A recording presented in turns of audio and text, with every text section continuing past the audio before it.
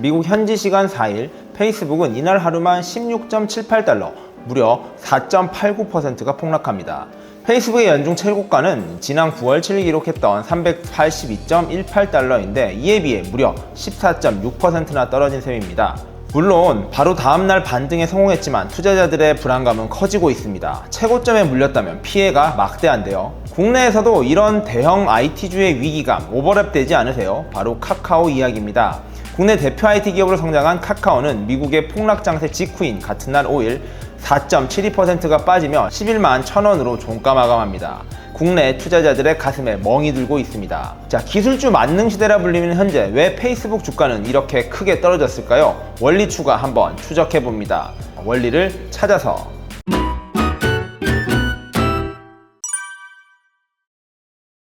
자, 2004년 하버드 대학교에 재학 중인 19세 소년 마크 저커버그가 창업한 페이스북은 미국을 대표하는 SNS 기업입니다. 뛰어난 소통성을 바탕으로 급성장한 페이스북은 국내에서는 싸이월드를 압살해버리고 전 세계에선 2009년 마이스페이스라는 경쟁사를 따돌리며 업계 1위 기업으로 자리매김합니다. 이어 스마트폰의 보급 덕에 2012년 서비스 출시 불과 8년 만에 월 이용자 수 10억 명을 달성했습니다. 자, 그렇다면 현재 페이스북 이용자는 몇 명일까요? 2021년 7월 기준 페이스북 사용자 수는 무려 28억 5,300만 명입니다. 전 세계 단연 1위고요. 2위는 여러분이 지금 보고 계신 유튜브로 22억 9,100만 명입니다. 이어 미국판 카카오톡, 왓츠앱이 20억 명, 인스타그램이 13억 8,600만 명 순입니다.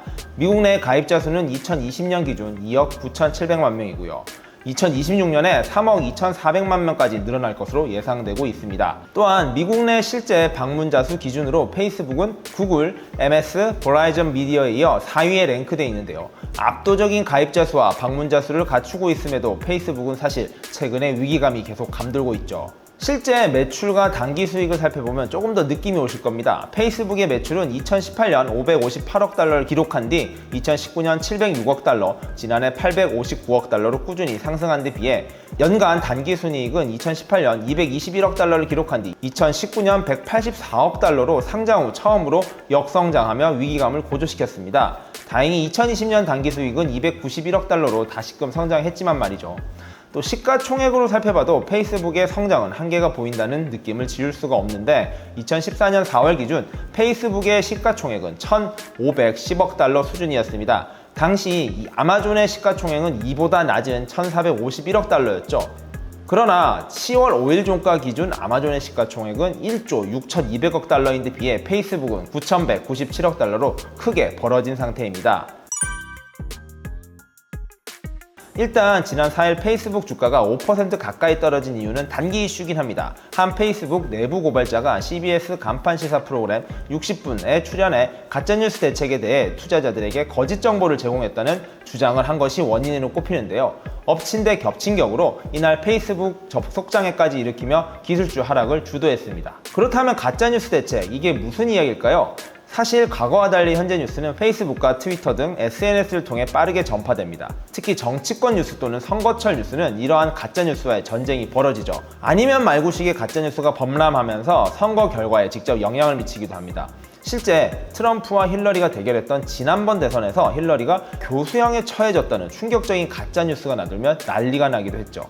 이처럼 가짜뉴스가 판을 치다 보니 SNS 플랫폼, 기업, 페이스북의 책임 이슈는 항상 화제거리입니다. 페이스북 역시 이런 가짜뉴스와의 전쟁을 벌여왔지만 쉽지 않은 싸움이었죠. 이번 주가 하락은 이러한 가짜뉴스와 관련해 페이스북이 제대로 정보를 투자자들에게 제공하지 않았다는 폭로로 인한 것이었죠. 허나 지금 페이스북의 감도는 위기감의 가장 큰 원인은 다름 아닌 독과점 규제 이슈입니다. 페이스북은 2012년 인스타그램, 2014년 왓츠앱을 인수했습니다. 사실상 SNS 시장을 독점화하고 있다는 평가가 나오는 것인데요. 이와 관련해 연방정부와 46개 주 검찰총장은 페이스북을 상대로 이러한 인수를 무효화해달라는 반독점 소송을 냈는데 지난 6월 1차 소송에서는 페이스북이 승리했습니다. 이어 지난 8월 정부 측은 재차 소송을 내면서 정부와 IT 빅기업 간의 2라운드가 시작됐습니다. 자, 이번 소송을 주도하는 연방거래위원회 FTC는 페이스북이 시장 경제를 무너뜨린 독점 기업이고 중소경쟁자를 억압하고 있다고 소송의 이유를 밝혔습니다. 빅테크 저격수라는 별명을 가진 리나 칸 FTC 위원장이 이러한 소송을 주도하고 있죠. 바이든 대통령 역시 지난 7월 독점적 간행 단속을 지시하는 행정명령에 서명하며 지원 사격에 나선 상황입니다. 미국 정부는 페이스북뿐만 아니라 구글, 아마존 등 IT 공룡들을 전부 겨누며 독점과의 전쟁을 선포한 상태입니다. 헌데 이 그림 어디서 많이 본 듯하죠? 바로 국내 IT 공룡 카카오와 네이버 이야기입니다. 최근 국내에서도 소상공인, 상권 침해 등의 이슈로 카카오와 네이버가 엄청나게 두들겨 맞고 있습니다. 그리고 그 결과는 주가를 보면 알 수 있죠. 미국, 한국뿐 아니라 유럽 등에서도 이러한 독과점 기업과의 전쟁은 현재 진행 중인 상황입니다. 페이스북으로 대표되는 SNS 독점 기업은 언제나 본보기가 될 수가 있는 기업입니다. 그렇다 보니 현재 페이스북을 바라보는 우려의 시선 또한 매우 큰 상황인 거죠. 과연 페이스북은 이 위기를 잘 돌파할 수 있을까요? 텍스트 시대의 태동에 지금까지 성장해온 페이스북. 처음엔 트위터 정도가 경쟁자였는데 사진 중심의 인스타그램, 단문 중심의 트위터, 영상 중심의 유튜브, 이번엔 짧은 동영상의 틱톡까지 쟁쟁한 경쟁자들이 끝없이 도전을 이어오며 그 아성을 뛰어넘으려 하는데요. 이미 일부 국가에서는 페이스북을 이제 한물간 SNS로 템을 취급하는 경우도 있습니다.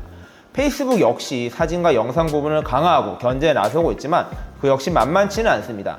이미 새로운 플랫폼에 안착한 사용자를 다시 뺏어오기란 쉽지가 않죠.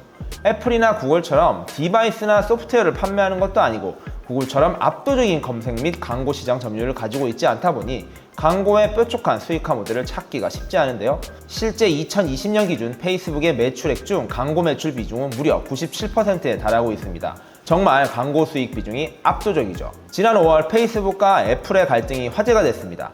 애플이 자사 아이폰 사용자들에게 페이스북 앱 이용 시 활동 정보를 제공하지 않을 수 있도록 업데이트를 했기 때문입니다.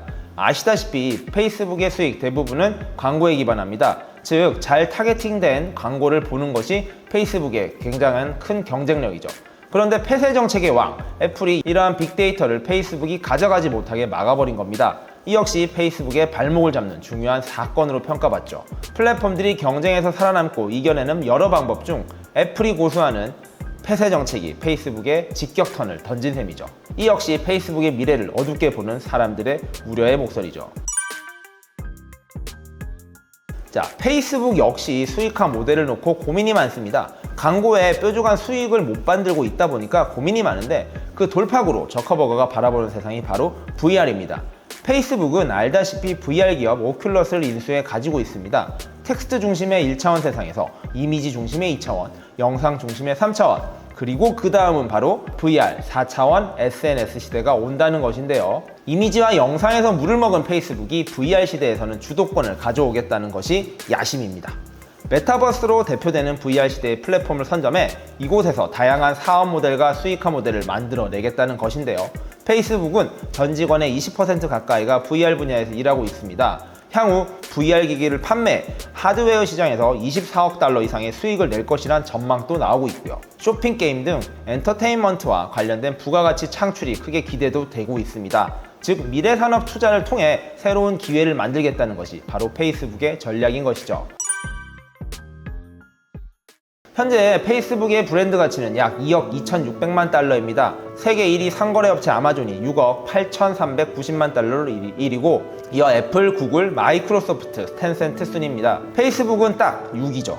전 세계를 쥐락펴락하는 글로벌 IT 기업과 쟁쟁한 경쟁을 펼쳐나가고 있는 페이스북.